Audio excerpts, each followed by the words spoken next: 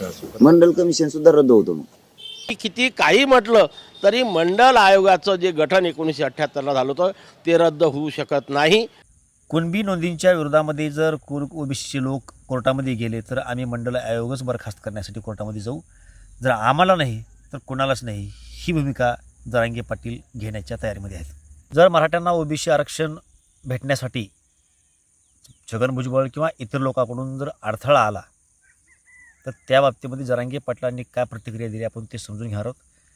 जरांगे पाटील असं म्हणतायत की जर या कुणबी नोंदी सापडल्या तर या विरोधामध्ये जर कोणी कोर्टामध्ये गेलं तर मग मात्र आम्ही मंडळ आयोग हा रद्द करण्यासाठी कोर्टामध्ये जाऊ. जरांगे पाटील काय म्हणाले आणि तायवाडे काय म्हणाले आपण दोघांच्याही प्रतिक्रिया ऐकणारच आहोत. तत्पूर्वी 1 मिनिटासाठी मी माझं मनोगत व्यक्त करतो. ज्या मंडल आयोगाच्या आधारावरती ओबीसी हे आरक्षण देण्यात आलं त्यामध्ये कुणबी ही जातसुद्धा आहे. म्हणजे जशा इतर जाती आहेत, भुजबळ नेहमी सांगतात की 372 जाती, 400 जाती, 350 जाती, ह्या ज्या जाती आहेत ह्या जातीमध्ये कुणबीसुद्धा आहे. मराठा नाही मान्य आहे, पण कुणबी ही जात आहे. मग जर आज 54 लाख नोंदी सापडल्या असतील आणि त्या नोंदीच्या आधारावरती मराठा समाजाला प्रमाणपत्र मिळणार असतील आणि त्या विरोधामध्ये जर कोणी कोर्टामध्ये गेलं तर स्वाभाविकपणे मराठा समाजामधील लोकसुद्धा कोर्टामध्ये जातीलच. आणि त्याच बाबतीमध्ये सुतवाच केलेलं आहे जरांगे पाटलांनी. आपण मागायला एका व्हिडिओमध्ये सांगितलं होतं की एकमेकाचे उन्हे दुने गावून प्रश्न भेटणार नाही. ओबीसीच्या लोकांनीसुद्धा ही गोष्ट लक्षात घ्यायची आहे. सरसकट आरक्षणाला आपला विरोध आहे समजू शकतो, महाराष्ट्र समजू शकतो, मराठा समजू शकतो. शेवटी न्याय भेटला पाहिजे म्हणून मराठा समाज मागणी करतोय.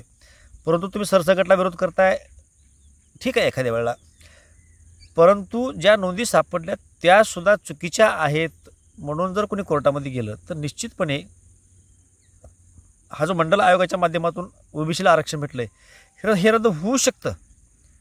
ते वेळ लागेल, थोडा जी न्यायालयीन प्रक्रिया आहे त्या प्रक्रियेमध्ये वेळ लागेल.